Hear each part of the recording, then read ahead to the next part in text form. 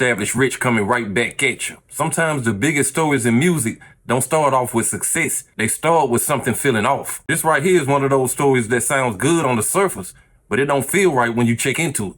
We got French Montana on one side and Mike Will Made It on the other. And in the middle of all of this is a record that changed both of their careers forever. That record is Unforgettable, and the name fits more than people realize. On the surface, this looks like a win for everybody involved in the song. But when you listen to what's being said now, you realize that something about this was never fully right. Let's start with what French Montana said, because that's what caught people off guard. He said he didn't really make money off the record, and that don't add up at first listen. No way why I shouldn't be making money off Unforgettable. Right. There's no way why I shouldn't be making money off Pop That or my first album or second. You know, we got so many hits. You know what I'm saying? Like, the hits speak for themselves.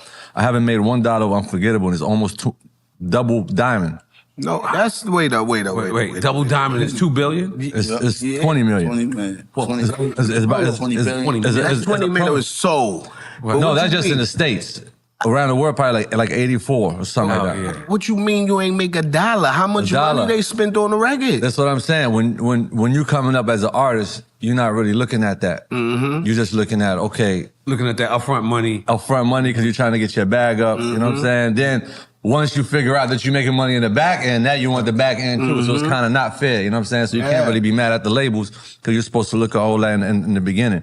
But now, it's own 100%, you know what I'm saying? And we just put our own money up. I mean, radio, what it costs? I mean, $250. $250. Right. You know what I'm saying? So you drop $250 into this. Couple billboards. Yeah. You got to really think about what you just heard. This is a global hit, and you telling people money really didn't come like they think it did. Now, that could be label structure, that could be deals, or that could be how the business was set up. But that statement opens the door to a bigger question about this record. How did he even end up with the song in the first place? Because according to Mike Will Made It, this was never his song to begin with. This was a Sway Lee record that was being built for something different. This was supposed to have its own rollout, its own story, its own moment. And that right there is where the disconnect starts. That phone call go when Sway called you and told you he gave away Unforgettable.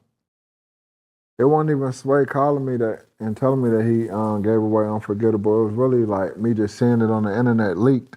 You know what I'm saying? Right. Yeah, so like, I mean, it really pissed me off, you know what I'm saying? Do you know it was going to be a huge record? Yeah, for sure. I knew it was a huge record with just only Sway Lee on there, you know what I'm saying? Right. So as an executive, it's almost like, man, you just bought this new jewelry and you had it sitting over there and then boom, you pull up and I'm outside with that shit on. You know what I'm saying? Yeah. Like, you know what I'm saying? Like, that's what it was. Like, we weren't looking to get that song placed on anybody's album. We weren't looking to put any artist on that shit. You know what I'm saying? Only reason Jeremiah even had it because Jeremiah had delivered Throw Some More for Ray Shrimmer before they even took off. Right. So, man, when he delivered that joint, it was like, Sway was like, man, damn, bro, I got to do something else with Jeremiah. Like, you know what I'm saying? So you can hear it clear in his tone. This was not about numbers or success. This was about how it was done. He said the song was leaked without permission and without proper communication. And in this business, that's not a small detail. Songs like this don't just get released. They get strategically positioned. They get protected. They get timed. And they get introduced the right way. When you take a song out of that process, you change more than just the release date. You change the entire story of the song and who it belongs to in the eyes of the public. Now, let me make this simple so everybody can follow it. There's a difference between having access to a song and understanding the value of the song. From what we're hearing, this was not just a good record. This was a special record. This was one of those songs that could define a moment and shift a career. And when you have a record like that, you don't rush it and you don't force it. You build it, you shape it, and you let it arrive the right way. From Mike Will's eyes, that was taken out of his hands. And that's why this still doesn't sit right years later. Because even though the money was made and the song was a hit, the process was broken. And when the process is broken, the feeling never fully goes away. Now, here's where people get confused when they look at this situation. They see the success and they think that should cancel everything out. But for us creators, it don't work like that. This is not about money. This is about ownership of a moment. This was about a record that was supposed to be introduced one way and ended up being introduced a whole nother way. And that difference matters more than people think. One side is looking at the result and saying it worked out. The other side is looking at the process and saying it was never even supposed to go that way. And that gap right there is what we really talking about. Because this ain't just a song story. This is a lesson in how business gets done in the industry. And more importantly, how a moment can get taken even when everybody gets paid. Now let's go a little bit deeper into what really happened. Once that record left its original hands, everything connected to it changed. The direction changed, the ownership changed, and most importantly, the destination changed. This was not about who was on the song anymore. This was about whether or not the song was gonna live and who was gonna control it. Sway had did Black Beatles, and then boom, Jimmy was like, all right, boom, I get on that one. All right, boom, now we done. You know what I'm saying? And then Sway was like, bro, what about this Unforgettable? I'm like, yeah, Jim, just get on the Unforgettable. Jim was like, man, bro, like I'm just tapped out. Like, bro, we'll get it. I'll get on there on the next album. So they were already talking about doing solo project. It was talks about it. Right. So I was like, man, what's gonna work if Jim don't get on here, Sway? If Jim don't get on here, then we could use it for the first Sway Lee album. And so, boom, Shim Life 2 dropped, and like a week or two later, and then Black Beatles just started shooting up. You know what I'm saying? Mm-hmm. So Black Beatles was #1 on the Hot 100 for like, man, 8 weeks. And out of nowhere, Unforgettable just leaks on the internet. Wow. And I'm just like, hold on, what the like, you know what I'm saying? But people had told me that they had heard Bro's version. You know what I'm saying? I had already been familiar with French. We already had a relationship, and the fact that Bro ain't reach out to me and let me know, like, hey man, your little bro did this song right here. Man, I would love to get on it any kind of way. What are y'all planning to do with it?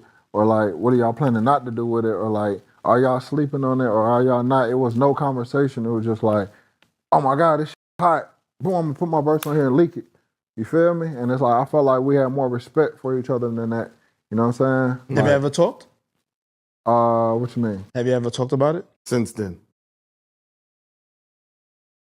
Not really. No. You know what I'm saying? Like, but it worked out for you. But it worked out, right, Mike? You can hear the real impact of that decision. The song did not end up where it was supposed to. It did not land under the structure or the plan that was put in place. It ended up under a completely different system and a completely different machine. Now, for the average listener, that may not sound like a big deal. But for somebody building a label, that's everything. Because when you create a record like that, you're not just thinking about one song. You're thinking about how that song builds your platform, your name, and your future moves. And when that record gets moved outside of your system, you lose control. You lose the full benefit of what that record was supposed to do for you. Now, let me be real about something important. This ain't about whether or not money was made. By all accounts, everybody got paid in some way from this record. The credits were there, the back end was there, and the song did what it was supposed to do commercially. But that still don't fix the problem. Because once again, it's not just about the money. This was about how the move was made and what was lost in the process. Now let me take it one step further, because this is where it turns from business to principle. Why you say it didn't work out for you? Nah, it worked out for Sony because they own the master. I'm a businessman. I'm an executive. You know what I'm saying? So that was supposed to be one of under your catalog. Eardrummers. You know what I'm saying? Right. We could have put French on there, and we could have let that be with Eardrummers and Interscope like how it's supposed to be. You know what I'm saying? But it ended up going through Epic. You know what I'm saying? That had nothing to do with this record. You know what I'm saying? So it's like I said, if I rock his jewelry and we just downstairs, he paid for it. He didn't, you know what I'm saying? This his jewelry. He got it laid out. He know how he want to shoot outside and everything. And I'm just already outside rocking his shit.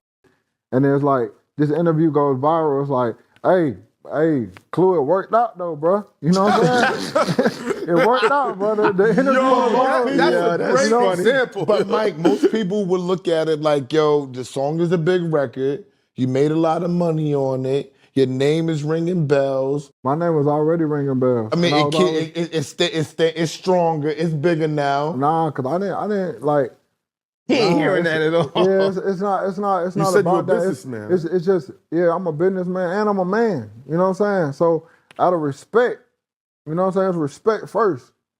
Out of respect, we already know each other, so you can have that conversation with me if you're gonna do it. You know what what I'm if I saying? don't look at it that way, Mike? What if I'm just excited and didn't think about it and just made an abrupt decision and know you didn't like it, but I might have up. I'm like, yo, this record is fire. I want to get this out. How about this? What if French thinks you might say no? I'm not saying you that style of nigga. Definitely done that. I would have done And you that. just said 10 minutes ago, that's a hot record. So if that's the case, if French thought I might say no and he did that, then that means he stole. You can hear him clear without him having to say it twice. This was about respect and communication more than anything else. This was about picking up the phone and handling things the right way. This was about not going around somebody when you know they built the foundation of what you're using. And when that don't happen, it leaves a different type of damage. Not financial damage, but personal damage. Because money can be replaced and deals can be restructured. But the way somebody handles something stays with you. And that's why this keeps getting brought up. The success of the song did not erase how it was put out. Now, let me look at this from the other side for a second. Because you also have French Montana who heard a record and made a decision. He heard something special and he moved on it fast. In his mind, he secured a hit and he turned it into a moment for his career. And from a certain perspective, that's what artists do. They hear something and they find a way to make it theirs. But here's where the line gets thin. There's a difference between making a record yours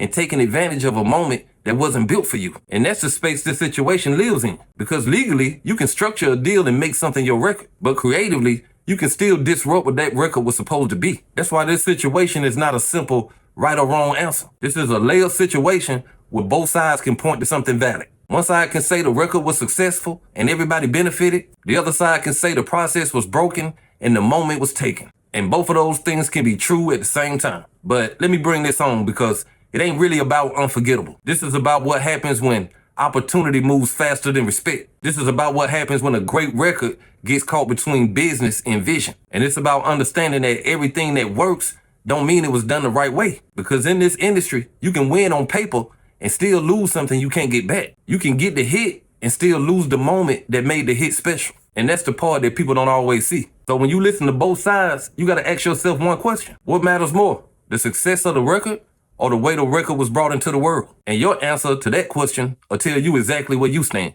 But hey, that's just my opinion. What's yours? Like, comment, subscribe, establish Rich. I'll be back with another one. Peace.